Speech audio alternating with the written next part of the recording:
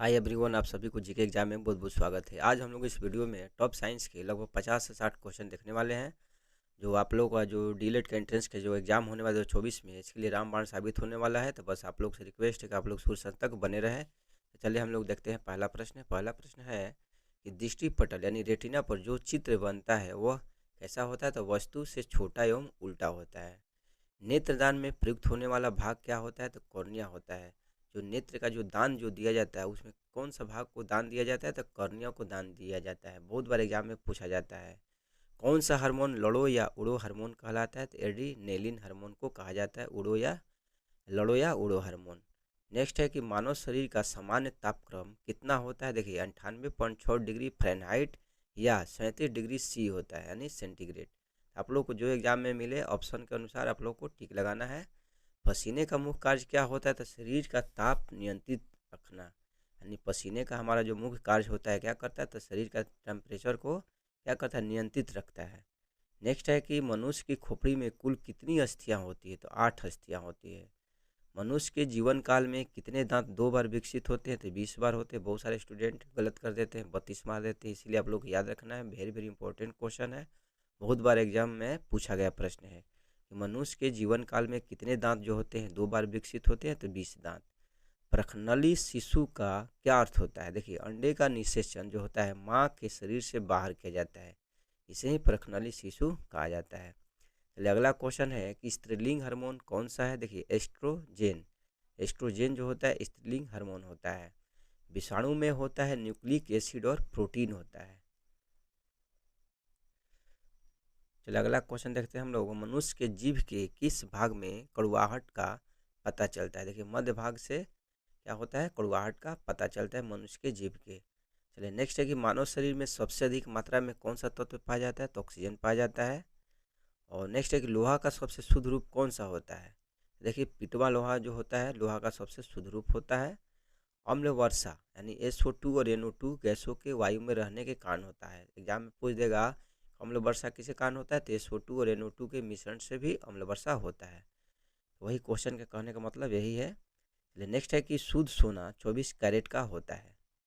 Next है कि कृत्रिम वर्षा के लिए प्रयोग में किसका प्रयोग किया जाता है। तो सिल्वर आयोडाइड का प्रयोग किया जाता है कृत्रिम वर्षा कराने के लिए। चलिए नेक्स्ट है यहाँ पर कि नाइट्रस ऑक्साइड यानी N2O को हंसाने वाली गैस कहा जाता है।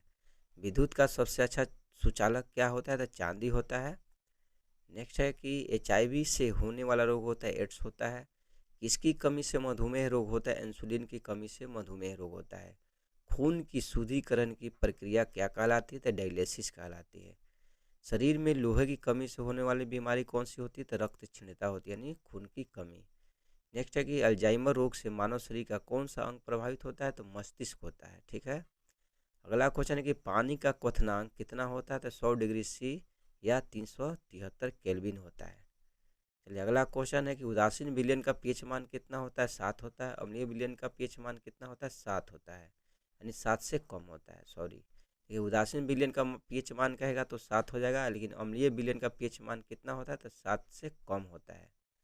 आप लोग कमेंट कीजिएगा कि जो संतरा होता है उसका मतलब पीएच मान कितना होता है। ठीक है।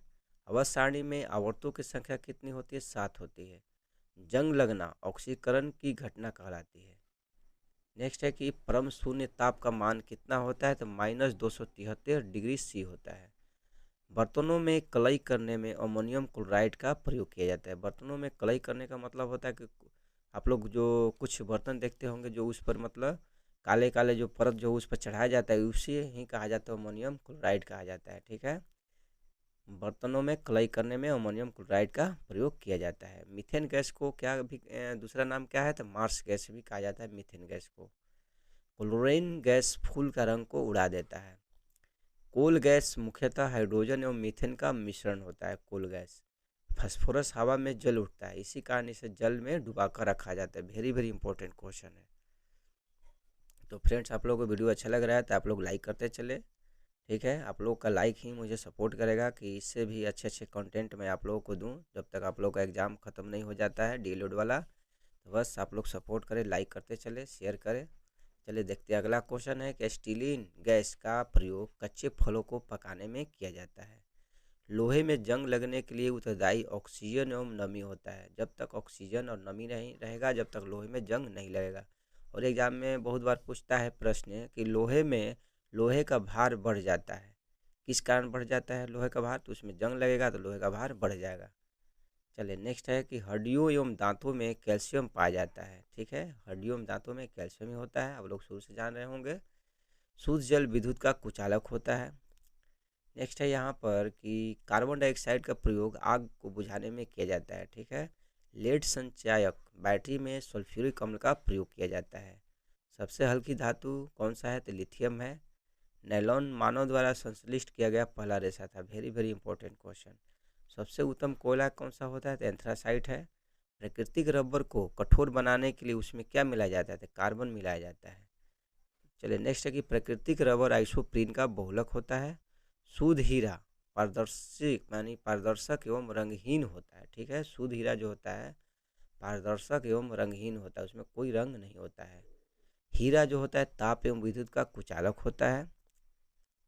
कार्बन के दो मुख्य अपरूप क्या क्या है? तो हीरा एवं ग्रेफाइट है। Very very important question.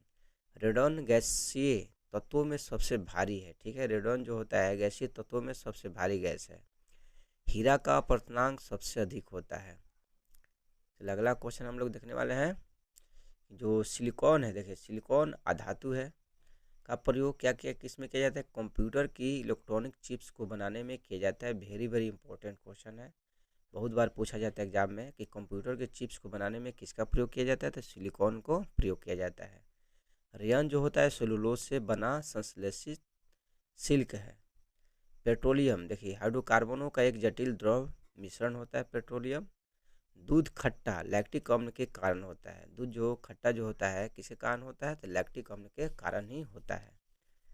चलिए अगला क्वेश्चन देखते हैं हम लोग।